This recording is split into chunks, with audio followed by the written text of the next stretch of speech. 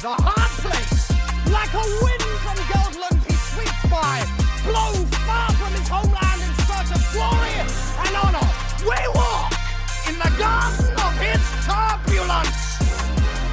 Hello and welcome to Movie Joust. My name is Jesse Nussman, film critic living here in Atlanta, Georgia. And with me on the other line, they saw the movie this week, I didn't.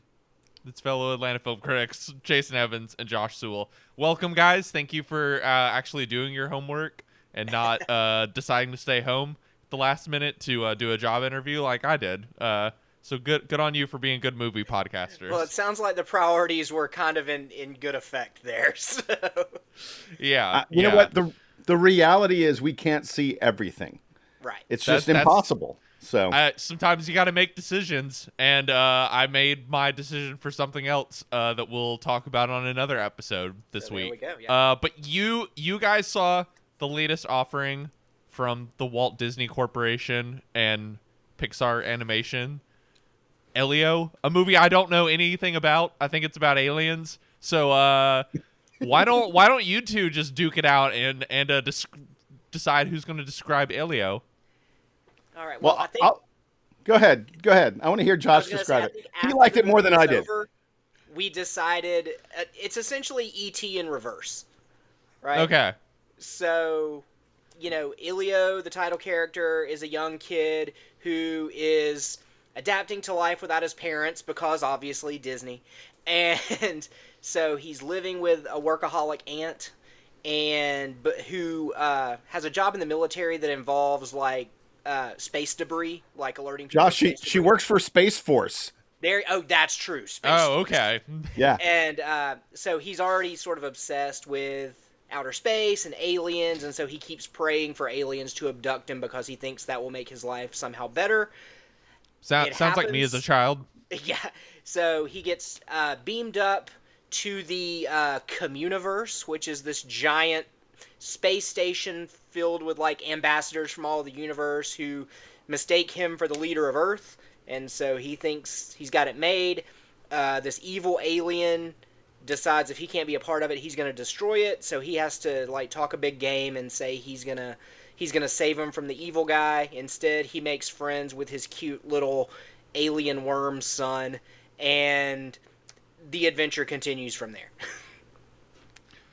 Yeah, if that sounded a little childish and a little simplistic, that's because the movie's a little childish and a little simplistic. This is, when I think of the great Pixar movies, one of the ones that comes to mind is WALL-E. When Pixar went to space in WALL-E, it was magical, it was beautiful, it was incredible. Among the best animated films, I believe, in the entire Pixar canon. Mm-hmm. And this just doesn't even come close to that film.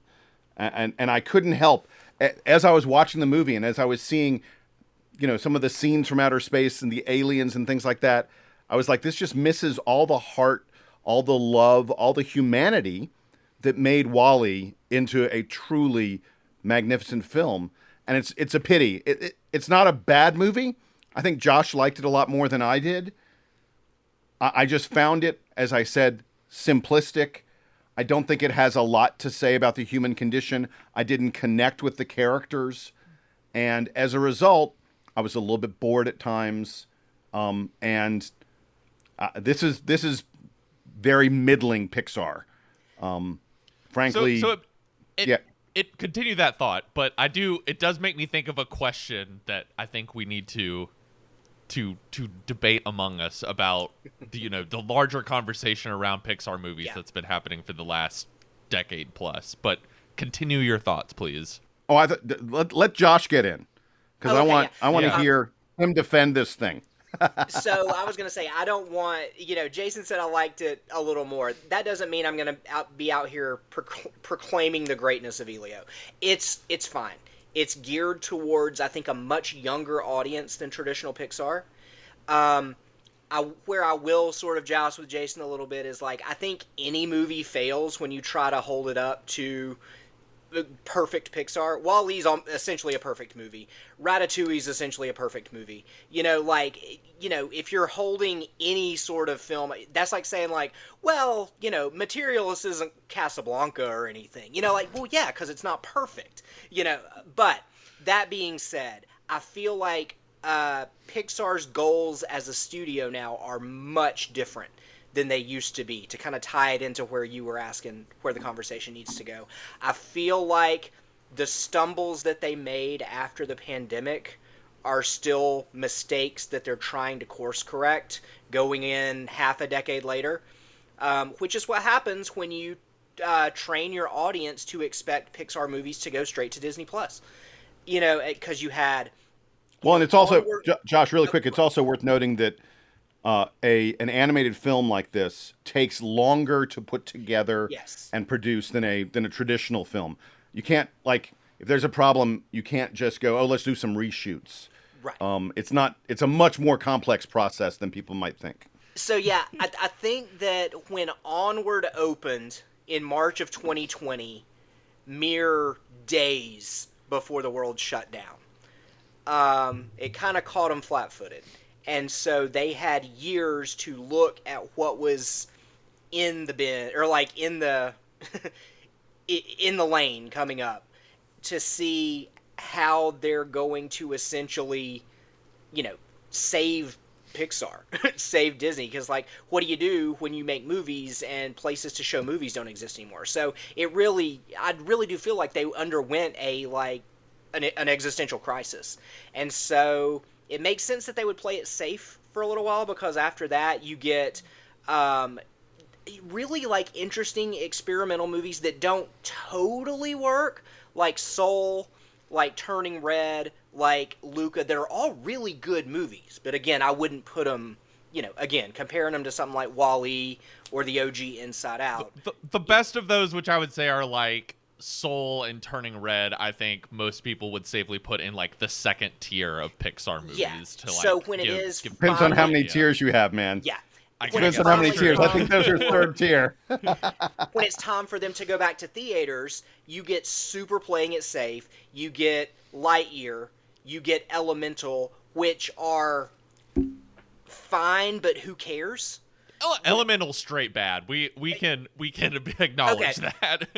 And so, of course, they bounce back really well with Inside Out 2. It makes 1.5 billion. But that's also safe. That's a super safe film. It's a sequel, and so I feel like this is their new version of taking chances with an original, which is telling a standard story with really great visuals for a younger audience, but also peppering it with. It's a love letter to the whole sci-fi genre. There's E.T. stuff. There's Close Encounters jokes. There's Alien jokes. There's jokes about The Thing. But it's, so that's their, hey, here's the stuff for grown-ups too. But we are very, very much. No, but the grown-up stuff really doesn't work. Yeah, we're very much in a world where Pixar is playing it safe when they made their reputation by swinging for the fences, and they're not doing that anymore. So it just makes me think, isn't the big takeaway, I'm almost a little over at this point, it's been a decade at this point of really mediocre Pixar. Mm-hmm. And or I take that back, not mediocre Pixar, but the studio, that animation studio,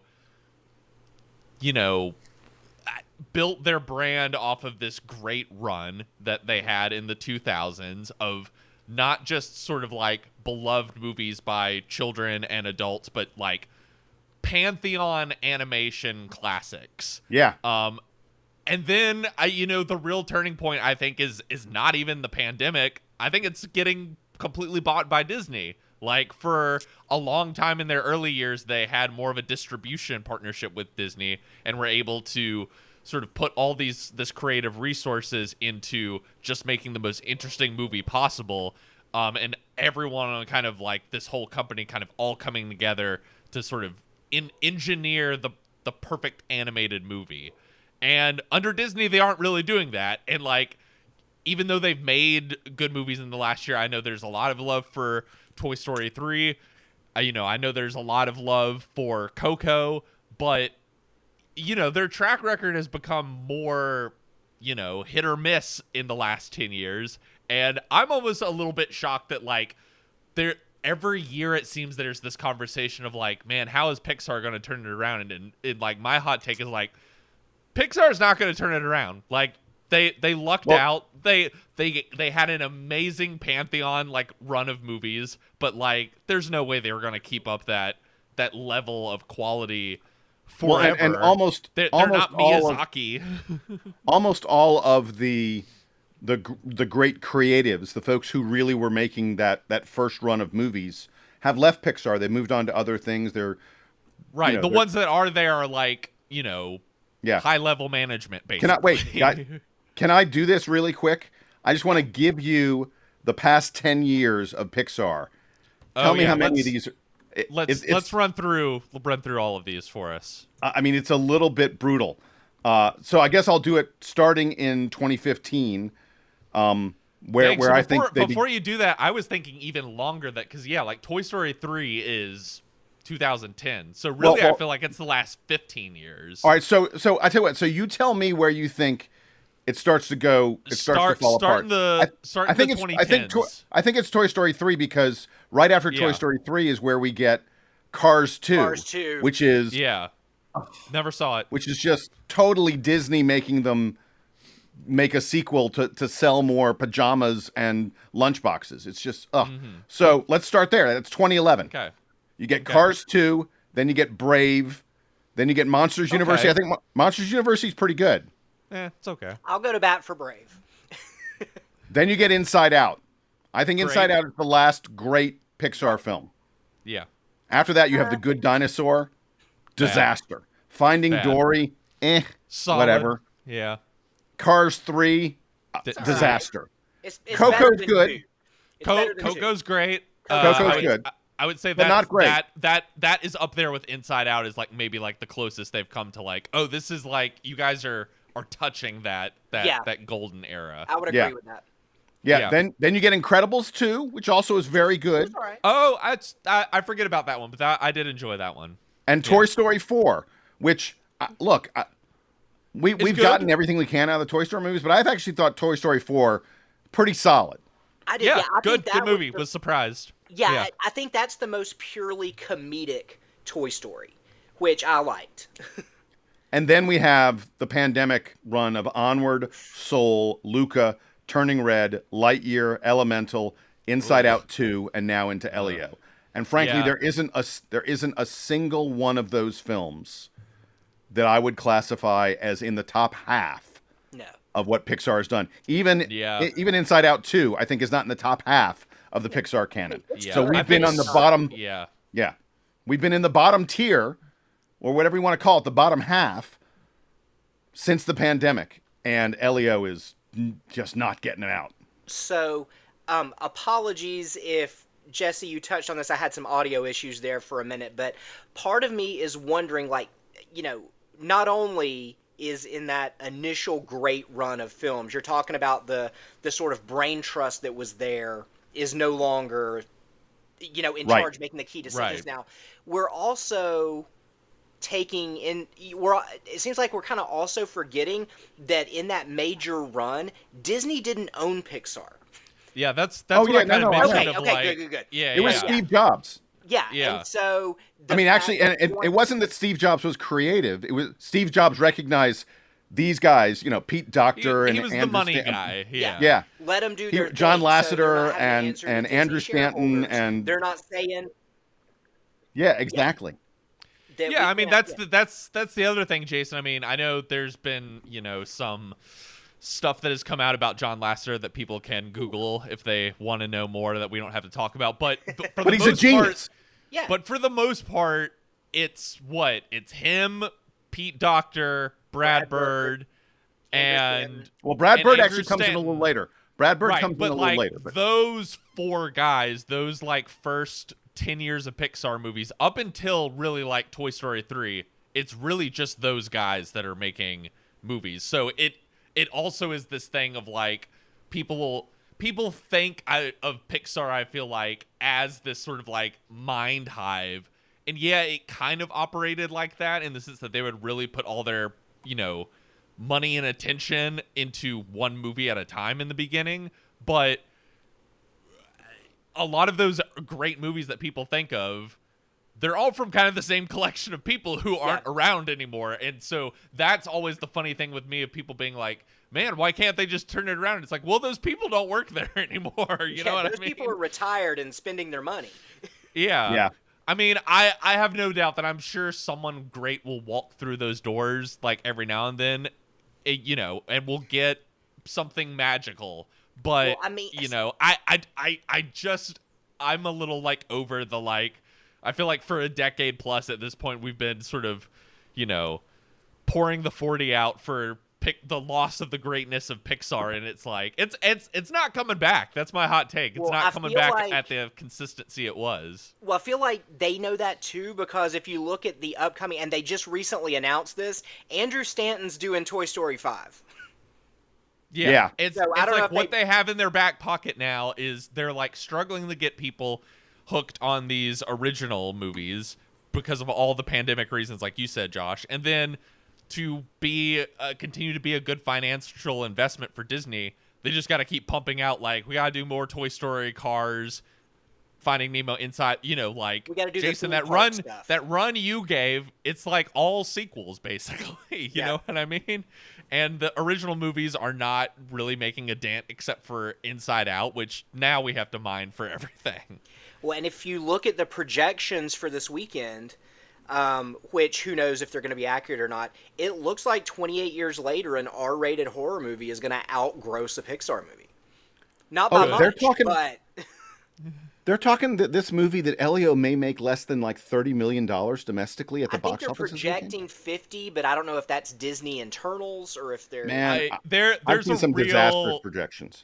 Yeah, there's a real, I think, crisis going on in Disney of the very, very expensive and laborious animated movies, even outside of Pixar, that Jason was mentioning, are just not hitting and are like some of the biggest bombs each year. And like, I'm not saying this from a like woke Disney sort of thing, but of just sort of like it. I think these things come in waves. Disney had a down period in the 80s, and it was like the 2010s. Like, you look at all the top movies for each year, and it's like there's like 4 or 5 Disney movies in there, and it's like they ran their system, and it like made the Bob Iger, formula, and it like made them a shit ton of money. And then now we're at the point where like that strategy's not really making the money anymore, and I don't know. I sort of don't bemoan it.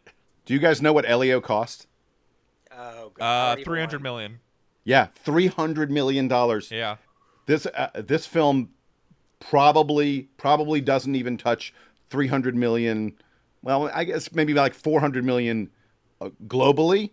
But when you consider all the costs involved, the fact of the matter is that Disney doesn't collect every ticket sale. That's not the way it works by any stretch of the imagination. Yeah. They're going to lose well over $100 million on this film. And well over 100 million. And you've also got the fact that it's competing against How to Train Your Dragon, which I know that we're not super thrilled about, but it is still making all of the money. Yeah, I haven't seen it, but I know it's a huge hit, and yeah, it's probably bad to have 2 family films, especially with how much it costs to just go take Lilo a family and Stitch to the is movies. Still out there too. That's true. And I think that's why I feel the way I feel about Elio is it the greatest thing Pixar has ever done? No, but it's not a live-action remake, and I feel like it's not the most cynical thing the Walt Disney Corporation has put out into the world this summer. It's going to tank while Lilo and Stitch and Dragon are making all the money is going to send them all the wrong messages. Yeah, it's a real pity. I wish this movie had been better. I wish it had at least had gotten a little more critical acclaim. I've read a bunch of reviews, even though it's like in the 80s on Rotten Tomatoes. It's not a lot of the reviews there are people who are like, yeah, it's okay. Yeah, that's the Rotten Tomatoes curve that, like, I always tell people, like, it's basically like, do you get a tomato or not is like put a gun to your head, like, would you recommend seeing this movie? And like a movie like this, people be like, I guess so, childlike it. Yeah, it's A plus. Like it's. I think little kids will really love it. I don't think parents will be really bored. And if you've got to credit Pixar for something, I mean, it still looks amazing. These last few movies visually have been kind of This looks incredible. Even It does the look good. opening sequence with, Elio kind of sneaks into a museum exhibit that's under construction and kind of turns the museum exhibit on. That was a really cool sequence for me. Like, you kind of get that childlike wonder, and I feel like if they had sort of hung on to that throughout, it might have been stronger, but it's never boring to look at. The story may drag in places, but there's always something interesting on screen. Well, Hey, Jesse, before we wrap up, yeah. can we do our favorite Pixar movie of all time? That's how I was going to wrap up, actually. I was going to ask you guys, why don't you go first, Jason, then you, Josh, and I'll close this out. And what's the Pixar movie that has meant the most to you, that just like lives in your heart and soul? I mean, this is really, really, really, really, really difficult. Yeah. And I don't You're know. going to say A Bug's Life? No, it's not A Bug's Life. I could make a case. There are probably at least 4 or 5 of these movies I could make a case for, and you would be like, "Yep, I'm going to go with The Incredibles," because I think that first of all, it to some extent deconstructed the superhero movie at a time when superhero movies were, huge, all the rage, and about to become even bigger than anything else out there. And this movie kind of took the superhero movie and turned it on its head a little bit. Oh no, we're gonna make it about a superhero family, and them discovering their powers to some extent and dealing with real issues. It's low-key the best Fantastic Four movie. Yeah. Yeah. Yeah. When Mr. Incredible slams the car door and like he like breaks the car, I'm just like that. In fact, like the best scenes are him working as an insurance adjuster, with the old lady. I would tell you that you should go to the 5th floor if I was allowed to tell you that. Yeah. It's great stuff. It's just such a brilliant script. That's the one for me that when it's on, when I see it on cable, I'm like, okay, sitting back, I'm hooked. I'm watching the rest of this. Josh, how about you? It's tough. Like, I feel like Up gets a bad rap. They're like, the first 10 minutes is perfect, and then the rest is just okay. I love that entire movie. It's one of the first movies when I was a film critic I gave an A+ to. But when you talk about ones that mean the most to me, and this is just from a dad perspective, my daughter was almost 2 when Brave came out, and that movie lived in our house for like 2 years. And I feel like it kind of gets a raw deal because, again, it gets compared to, we're getting out of the Up, the Wall-E's, the Ratatouilles. Nothing can follow that. And it also has a really troubled kind of gross production history where they kind of forced out their first woman director, which is kind of ugly. So I feel like it gets buried under a lot of nasty behind the scenes kind of stuff and Pixar's reputation as a whole. But I think if I was going to ask somebody to go back and give a Pixar movie another shot, I would say maybe reconsider Brave. Man, never in a million years did I think you were going to pick Brave. I didn't say best. I didn't say best. I said the one that means the most. You've inspired me to revisit it.